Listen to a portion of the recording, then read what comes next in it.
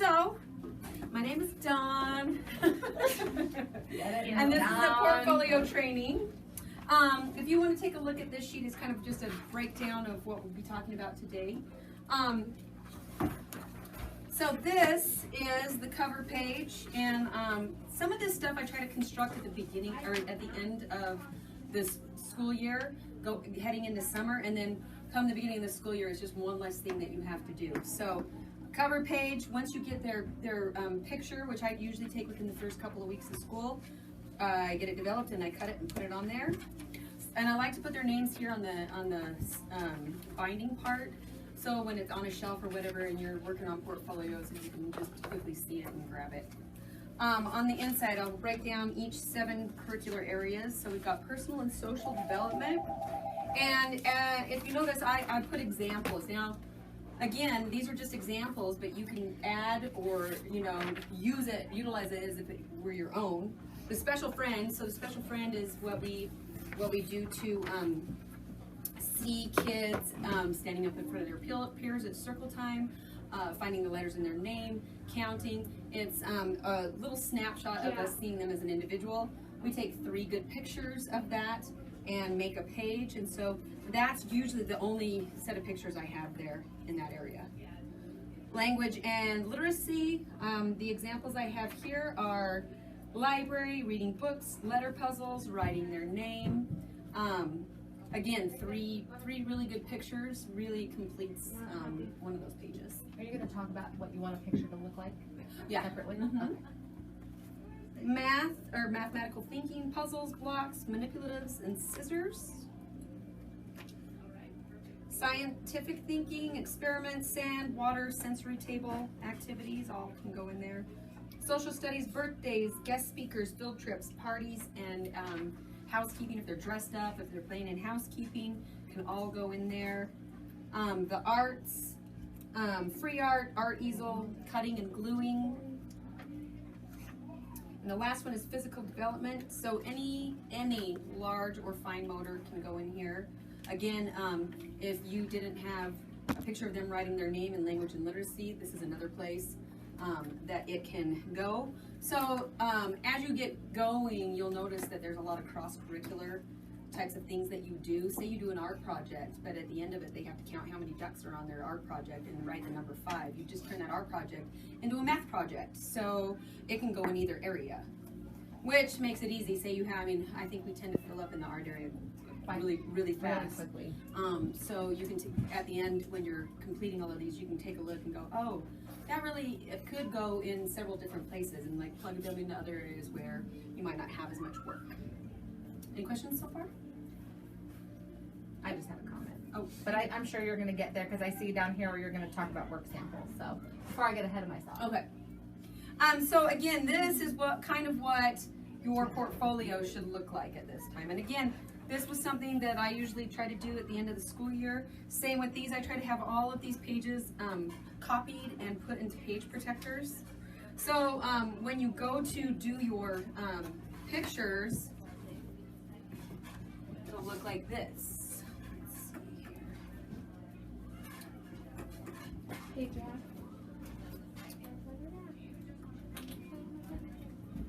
Is he still around? Yeah, he's good. Let me grab mine. I'm just waiting Last year. So personal and social development, and on the back side is a colored sheet of paper and the 3 pictures of my son dressed so nicely, being the special friend. Again, a few stickers is ample decoration. It's all about time and how much personal time you want to end up spending decorating. If you look at these portfolios that I have, this was actually the first one that I ever did, and I did Stamp It Up, and I used fancy scissors, and I went crazy, and I had kids leaving the program, and I was mailing portfolios because I spent so much time cuting them up. So you decide how much time you really, because this really does serve a purpose, and like I said, a few good stickers, which you can send out in a newsletter. Hey, I'm looking for some personal stickers for your child's portfolio. start collecting those now. A lot of the times you can find them at Michael's for $1, so pick up like cheap stickers. Walmart has super cheap stickers.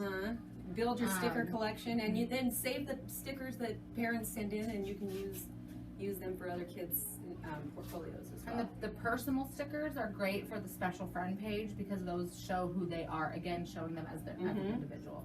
And the special friend page is definitely the first one I like to complete within the first month or two, because it's nice when you go to sit down at conferences. Of course, you have the loose pictures that you have already developed, but it's a nice example of what the rest of their portfolio is going to look like. So I definitely would recommend having this page completed before parent-teacher conferences, which is, you know, typically around November. And on that note, I took special friend pictures today. So I would start taking your special Yeah. friend pictures now, tomorrow or Friday, or the beginning of next week. Yeah, don't wait. Like, you know, the sooner the better. Get started.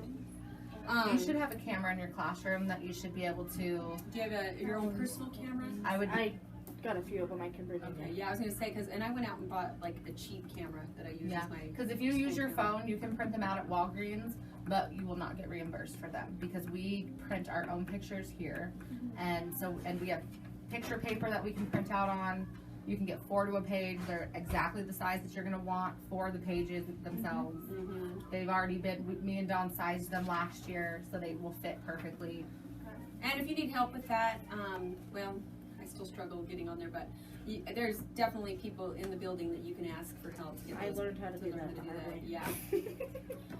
Again, Wasn't that this is a mine? huge expense for the center, so being very resourceful with how you're doing things. I would definitely go through my pictures, delete the ones that are not good before you go and print a whole bunch off. I did that my first year. I had way too many pictures. That was your example the other day in the meeting. That was me. I had started portfolios in the classroom. They had not. It was November. Dawn came in and did a training with us because they saw how many pictures I had taken. But I had no guidance from the lead teacher that was in the room. So it was like, here, take pictures and just make sure we have pictures. So just really make sure that your pictures aren't wasteful. Yeah, make sure that you're taking your time to get that picture. Like today, Cola's daughter was the special friend. Allie was a special friend, and she was going so fast. Every picture I took was blurry. I'm not going to use that. I've seen it in the past where teachers just either they feel like they're rushed or they're stressed getting the portfolios done. They're like, it'll do. You know, we are giving these to the parents, and it really reflects, you know, how much you really care about what you're doing. So, getting down, you know, in a good position to take that photo, get in front of them instead of taking pictures of just what they're doing in the back of their head. You know, angles are really important when you're taking a good picture, because you want to have them in the picture. Maybe if it's a group thing, have several of the other children, and you really want to have a good picture of exactly what they're doing. So when you go back to plug in those pictures in those areas and write about it, you're like, oh yeah, that was that science experiment where we used the sugar cubes and poured the colored water and they did an observation sheet. I can see that entirely in this picture. Any questions so far? Okay, moving right along. You definitely want, I know we all have files for go homework and that type of stuff in our classroom. You want an extra file bucket simply for portfolio work and pictures. So you want every child's name in there, and inside of that should be a portfolio tracking sheet. So say here's Adeline's. Inside is a sheet. It has her name at the top of it. This tracks the pictures that you have taken of this child in each of the areas. Again, this also goes back to resources. So say you think that you got, oh, I've got plenty of pictures on this child, and you go and you look and you're like, oh, they've got art, and nothing else in any area. And then I have 0 pictures on this kid. So this kind of helps you track individually. Tegan might have it. Unless you Might have what? This I one right have here. one. A Yeah. tracking sheet. So So each you child go will to each have one of section, these. then in you their say, oh, I portfolio. have 2 for physical, I have 1 for science, or I have all of them done, but I have no science. It just, I started using these at the beginning of last year, and then it just got after Christmas. We had so much going on, and I stopped using it, and I definitely saw the need for these when I went to finish my portfolios at the end of the year. Because then that's exactly what happened, is I realized, like, oh, I thought I had all these pictures, but I only had one good one. And now I have to go back through and go, hey, do art with me so I can take a picture. Which then their learning experience suffers because they're not learning anything. So these 2 sheets are really important. Get a clipboard, put this one on there with all of their names, and at the top, or you don't need to do anything with the top. So their names, and then you are going to, how did I do this? Let me see. Yeah, you're gonna use the top, so you're gonna write the 7 areas in the top here, and then you're gonna make tick marks when you have taken that picture. Say you snapped a picture of them in the reading center. You are going to, when you develop your roll of film, you're gonna sit down with that stack of pictures, and you're gonna tick it off there. And then when you have time, so this is a snapshot. This is that thing that you want to have out in the classroom, and then by the end of the year, you can look and you're like, oh, this one has only 2 in language and literacy. They have 3 in science. They don't need any more pictures. And when closer to the end of the school year, you'll see that I highlight when I have a portfolio all the way completed, or I'll highlight when I have 3 pictures and I have the page done in the book. That section's highlighted. So this is at a glance. You can see it. This is when you're sitting down to do individual work. You pull their sheet, and I've taken a picture. I've taken their special friend pictures. I have all 3 pages in the book. Check it off. I've got 2. I've got 1 at the library, and I've got 1 in books. That also helps to say you don't want all 3 pictures of them in the reading area. You want to show all the different things that they've done in that area. So they're really important. I'm telling you, like, reinventing the wheel does not work.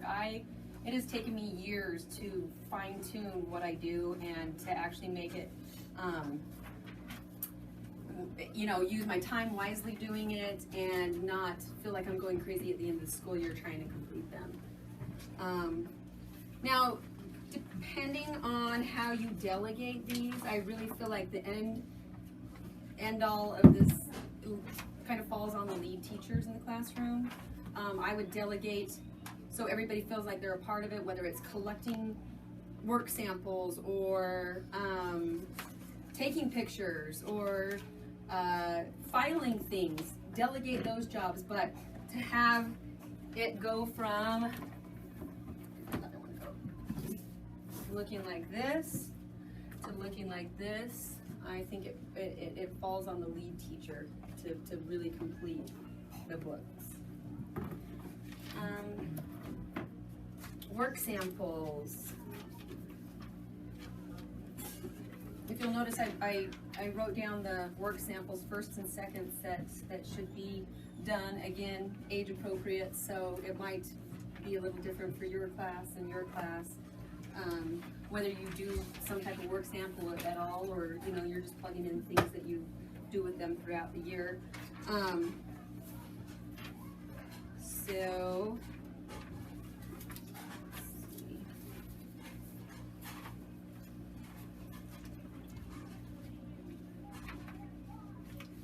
Work samples and assessments. In preschool, we assess them twice a year on their letter recognition. Again, you and I talked about, okay, that might be too much for your age group, but let's see if they can recognize the letters in their own name, and that's the starting point for them there. And then once they get to our room, they're recognizing their name, and we're building upon that letter recognition from what they've learned in your classroom. For you, it might be working on that first letter in their name. See how that builds, so then they move up to her, oh, they already got their first letter, let's work on the next few letters in their name all the way up. And I know that Courtney, they used to do shapes and colors, which was something that I feel like from your class to our class shapes and colors they pretty well have, other than a few exceptions. So, I know she probably has those assessments or has given you I those have assessments. copies of all of them, yeah. And then in preschool, we see if they can recognize 0 to 10 and how high they can count.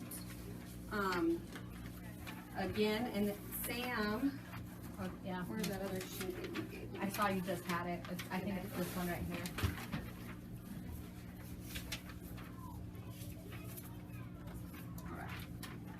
So you want to tell us about these two? So Yeah. when they move into pre-K, So The my assessments become more classroom is running off of what they learned in Miss Dawn and Miss Shannon's classroom, but I'm also preparing them for kindergarten. So I have all of the kindergarten assessments. Basically, I'm cheating and getting them ahead of where they need to be before they get there. So I do, starting December, we'll start working on sight words. So again, this plays into that going, they're recognizing letters over here in their name. They can now recognize all of their shapes or their alphabet. So we do this at the beginning of the year, but that's the only time I'll use this one because then I'm gonna move on to sight words and reading. And then as far as numbers go, they work on going up to 100 in their classroom. 10, but don't you do the 100 days of school? yeah, we touch on that. Okay, so, That's but we will count up to 100. So my assessments go, so here's a sight word assessment, and I don't know if we made copies. I didn't make any copies. You can just kind of pass it around. We will work on or number recognition up to 20, counting up to 100, being able to count by 2s, 5s, and 10s. Obviously, some of them are going to get there and some of them aren't, but it's just being able to show progression going from each classroom. They were able to learn their numbers up to 20 or as far as they can go in Miss Dawn's room, and then we're going to build upon that based off of their first year assessments into my classroom. I still have kids that are working on just the first letter of their name. I have children working on first, last, and phone number right now today. So again, there's always gonna, in every classroom, you're gonna have that kiddo where there's an exception. So for them, they might still be working on colors and shapes. And so that assessment is done again in here, and we work on that with them a little bit more. It definitely, it's individualized. So, just knowing your skill sets in your classroom, because you might have a child who can write their whole name and recognize it and still be able to go up into Miss Dawn's room and move on to the last name. So just make sure you know, because all of our assessments can really besides my number one, can still be utilized in all of the classrooms if we want to show that progression. yeah. So over the next few weeks is when I would get my firsts done. So when you sit down in conferences, you can go over where they're at. Come springtime, when do we usually hold our second conference? Our first conferences are like September, and They're our in, like, November, April. and then April was the last one because it was Uh-huh. right before graduation, and we handed out portfolios. Yeah, that is So I really think it was truly, literally 2 weeks before graduation was Okay. last year. truly the only way to show growth. Mhm. Because if you skip the assessments at the beginning of the year, you have no idea where you started. And look at how much greater of a teacher you make yourself out to be when you're like, they knew the first letter in their name and now they recognize the whole alphabet. Kudos to you because you played a role in that. And plus, then you get to see how happy their parents look when they go, here was your child writing their name, and you can't really tell that this says Samantha. But now look, she's now moved on to her last name, and it's clear and legible. They go, oh my God, that's so amazing. Yeah. And then on just a little, especially for your classrooms, you're working on those hand muscles. When you're teaching the pinch and perch, break the crayon in half because it forces them to pinch with their thumb and their index finger instead of grabbing it. Well, and Courtney and Morgan did like the alligator thing, and that actually really works. Yeah, anything that does pinching I've and been lacing doing that with the kids and the alligator when they grab their markers, and that seems to help. Yeah. I mean, I broke a crayon for Ty and Riker today, and they couldn't hold it the way they hold their marker. They had to Force them to do it. and then Riker just keeps telling me pinch and perch, pinch and perch.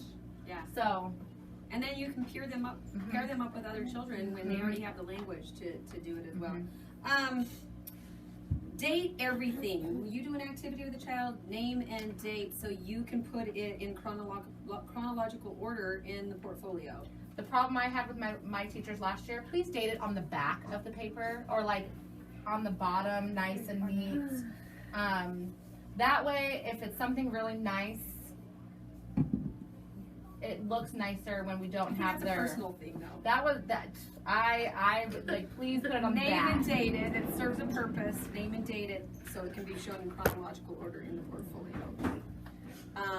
Yeah, nice and neat. I mean, we don't want it to be like, and especially if it's something that, you know, you'd like the parents to for like a keepsake or whatever, nice and neat. Let's see, I have a specific spot in the classroom where we keep the portfolios and the binders and everything. So I would designate a spot in your teacher area or whatever suits your classroom to keep all of that stuff. So whoever you delegated those other jobs to, they know right where it's at. If they have a free minute, they're like, oh, here's a stack that needs to go in the portfolio files. Boop, boop, boop, boop, boop.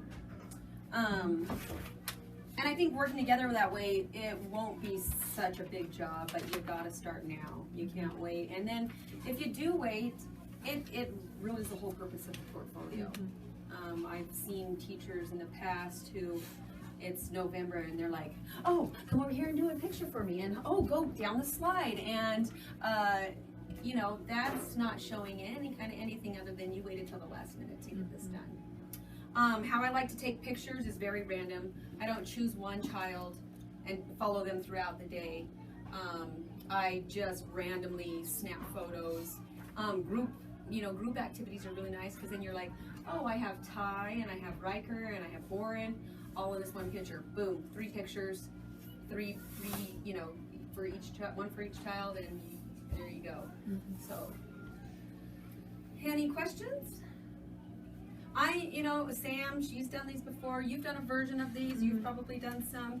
Come find us if you have questions. I know Sam still First doesn't place I ask go me. to is Miss Dawn. Like, That's look what at this Courtney picture. and Morgan did. Where Just should I go put talk to this? them. I don't know. This is what we were working on, but I'm struggling on where I should put this in the portfolio. This could go in boop, boop, boop, boop. Okay, I need it in this section. That's where I'm going to put it. Every time I ask Courtney and And then Morgan as about far it, they're as- like, just go see Dawn. As far as the like art, because you mentioned like art can fill up really quickly when you're, and this is again could be it's going to be preference, but make sure the art that goes in there isn't just them that have it have a purpose. I chose this for your portfolio because it showed they love this particular style of painting, or they drew an apple and it was an art lesson that we did in class, and then you can clearly see the apple or the pumpkin or the that way it's not just and I know a lot in your classroom it'll be more because they're still learning, but I mean I had where I was like, this is not going in our portfolios. That is just a scribble. Yeah. That is not art that shows any sort of progression or any kind of learning. No, this was Warren's Tog 1 book, so that might be helpful too. My kids' portfolios aren't the best examples because they were my kids, so there's way more pictures in there than the 3. But if you can get 3 really good pictures, that is more than enough to tell the story to those parents.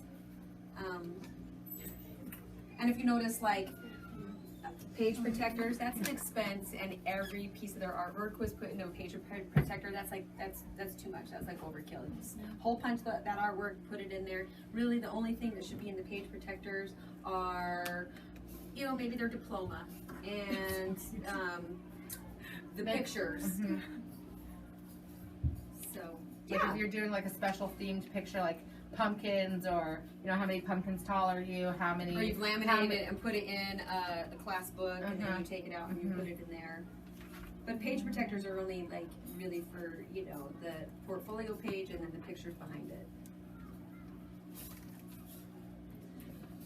I'll leave these here if you guys want to look through them. I'll pick them up later. Yeah, again, if you have questions about anything, but don't second guess yourself. If you clearly you're looking at your work and you're like, this could go here, but it could go here. Plug it into either one; it's going to be just fine. Now, do you guys plan on holding parent-teacher conferences? Sure.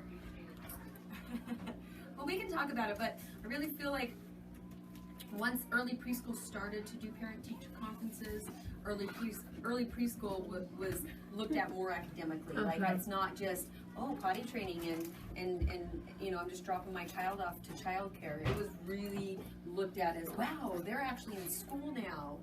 Yeah. So just food for thought, definitely. Sure. Let's go with it. I have a quick question. It's not completely related to the portfolios. That's okay. What's the criteria for when they move from early preschool to your class? Is it always age or is it different things? Fully potty trained. Yeah. Right, that's important. Yeah. Fully potty trained, and it's the age breakdown is 3.5 to 5. In your class, it's 3.5. Okay. Yeah. What are some of the other things? Just readiness, really. I mean, there's been 3.5-year-olds where like they just need a little more time in there before they move up, and some of those kids we'll see move up midway through the year, a couple months from now. Yeah. And again, it's numbers. You know, you probably have other kids that you're looking at your class, like they could be in preschool right now, but as we fill up, I have They're kids just- that are like, why are you moving up right now? Yeah. yeah. Well, like so- for an example, we have one twin. They're obviously the Right. same age, but with readiness, one was ready and is like excelling, and the other one was just not quite ready yet. And he probably will be halfway through the year, hopefully. But Yeah. for right now, it's just And we have a readiness. good mix of ages in all the rooms. That's why we all need to work so closely together. Yeah. Because she's 3.5 to 5, but I also have 3.5 to 5 year And olds. don't be afraid, like you teachers of the younger kids, don't be afraid to come and say, hey, I would really like to do this with my kids. How can I make it age appropriate? Because, you know, maybe we can help you with some of that stuff. There was something I was going to mention about the portfolios again.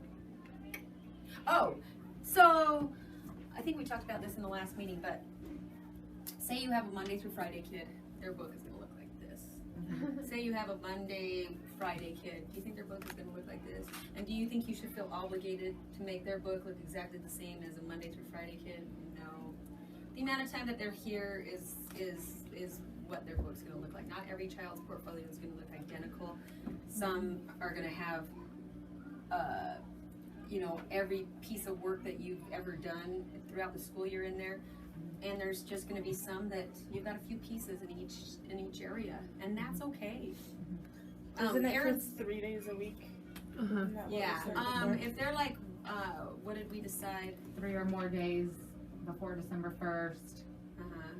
December 1st is pretty much the cutoff. If you get kids after that, and just touch base with those parents. Hey, you might be seeing these, but your child came into our program later. If they're with us longer and they're moving into the preschool room next, they will see one of these next year. And you can still save their work in a loose file Yeah. and take a few pictures. So you do, if you go to sit down for a conference or whatever, you do have something to hand the parents. And it makes them look forward to, and then it gets them thinking, oh, if I put my child in more days at Discovery Kids Learning Center, they're going to get one of these. But I did that. At the beginning of the year, or the first time I ever did those, I did one for every kid throughout the year. I got kids like 4 months before school let out, and I'm like, oh, I gotta make a portfolio for them. And they had all 3 pictures, and it was crazy time. And after that, I was like, no more. So again, don't reinvent the wheel. I really have fine-tuned it enough to where it should be like doable for everybody. All right, thanks, guys. Thank you. Now, I'm gonna go drop off Riley at Fort Collins, so Hank's not like, yeah.